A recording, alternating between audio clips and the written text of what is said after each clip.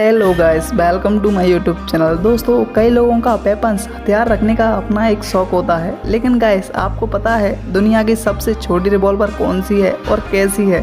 Guys, दुनिया की सबसे छोटी रिवॉल्वर का नाम है स्विस मिनीगन और मॉडल C1ST है। इसे स्विट्जरलैंड में वॉच और ज्वेलरी की टेक्निक के बेसिस पर बनाया गया है। इसका टोटल वेट ओनली 19.8 ग्राम है और इसकी लंबाई 5.5 सेंटीमीटर है। यहाँ तक कि इसे कीरिंग की तरह यूज कर सकते हैं। गाइस, ये रिवॉल्वर नॉर्मल गन्स की तरह ही किसी भी इंसान की जान ले सकती है, इसीलिए इस रिवॉल्वर का वर्ल्ड रिकॉर्ड है और इसका नाम Guinness book of the world में एनरोल है। गाइस, ये अमेजिंग फैक्ट जानकर आपको कैसा लगा कमेंट बॉक्स में जरूर बताएं।